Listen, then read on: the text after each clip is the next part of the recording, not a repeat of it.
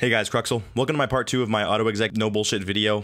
I'm just going to be going over some things that I overlooked and things you guys showed me. Make sure you watch part 1 first though, because it shows you how to actually make the Autoexec. This is just going to be further things that you can add to it, and also just some notes that I had. First up is this path I'm about to show you is possible to put your Autoexec in. It's the old way to do it.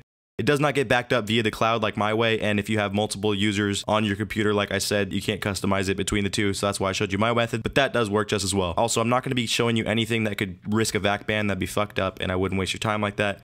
And third, stop telling me to use Atom and Sublime and Notepad 2, you fucking dweebs. I just showed you whatever I use, and it works. So you can do that if you want, but anyways, onto the video. This is my paste bin where it's going to have all the commands. First up is the instant C4 drop. This is where instead of the traditional way of just pulling out your bomb and dropping it, you can hit a key and it drops it like instantly and pulls you back up to your weapon that you're using. So there you can see it in action compared to the old school way like this. It's quite a bit slower and just honestly easier. Nice thing to have. Second up is going to be clearing decals, which is blood, bullet holes, and nade marks. You can bind it to a key to just do it, or you can bind it to a key that's already bound and put the already bound function before the semicolon here. Like for me, I have the reload and walk keys bound to this, and it clears up everything.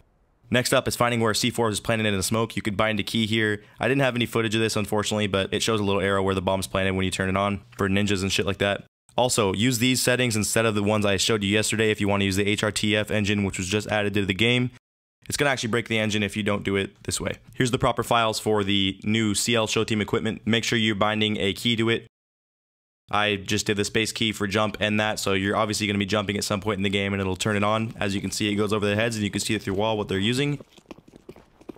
And here is a cool little bind I found from one of you guys. Actually, a few of you guys showed me this. It's to show the net graph with the scoreboard, and only if you hit the scoreboard. So if you don't like it having it on your screen, it looks kind of cumbersome. Here you can see when I hit the scoreboard, it shows me all my stats, like my FPS, my choke, my loss, all that shit, and my connection. Pretty useful.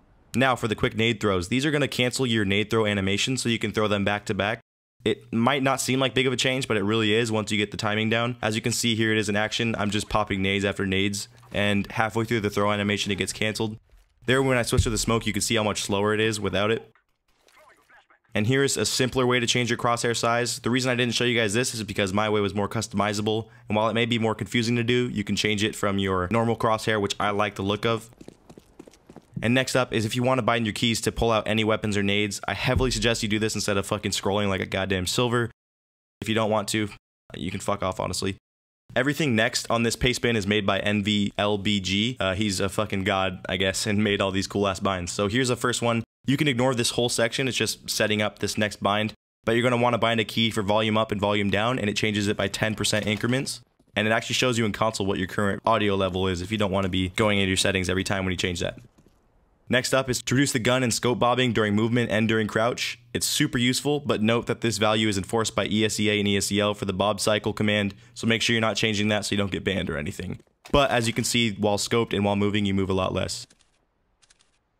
Here's a classic 1.6 view model I've been using all video, pretty straightforward.